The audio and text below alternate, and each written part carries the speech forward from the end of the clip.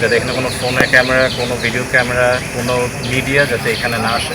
এটা আমার আম্মুর রিকোয়েস্ট। আমার আম্মু যখন সকল আনুষ্ঠানিকতা ও শ্রদ্ধা নিবেদন শেষে মুন্সিগঞ্জের গজারিয়া উপজেলায় চিরনিদ্রায় শায়িত করা হলো অভিনেত্রী ও কন্টেন্ট ক্রিয়েটর কারিনা কায়সারকে।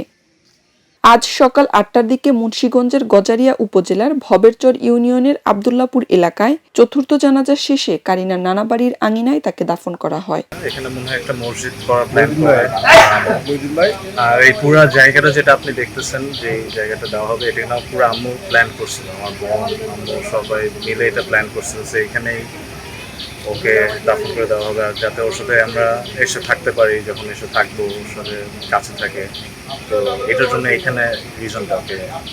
গতকাল মাগরিবে নামাজের পর রাজধানীর বনানীর ডিওএইচএস মাঠে কারিনার প্রথম জানাজা, বাদ এশা বনানী দরবার শরীফে দ্বিতীয় জানাজা এবং রাত 10টায় রাজধানীর কেন্দ্রীয় শহীদ মিনারে তৃতীয় জানাজা সম্পন্ন হয়।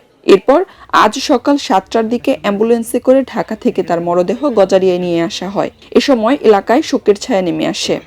হেপাটাইটিস এ এবং ই এর কারণে কারিনার লিভার কার্যত অচল হয়ে গিয়েছিল। পরে শারীরিক অবস্থার অবনতি হলে উন্নত চিকিৎসার জন্য গত সোমবার রাতে তাকে এয়ার অ্যাম্বুলেন্সে করে চেন্নাইয়ের ভেলোর সিএমসি হাসপাতালে নিয়ে যাওয়া হয়। সেখানে তার লিভার প্রতিস্থাপনের প্রস্তুতি নিচ্ছিলেন চিকিৎসকরা, কিন্তু হঠাৎ তার রক্তচাপ কমে গেলে চিকিৎসকদের সব প্রচেষ্টা ব্যর্থ করে দিয়ে না ফেরার দেশে পাড়ি জমান তিনি। খবরের কাগজ, নিখাত, নির্ভীক, নিরপেক্ষ।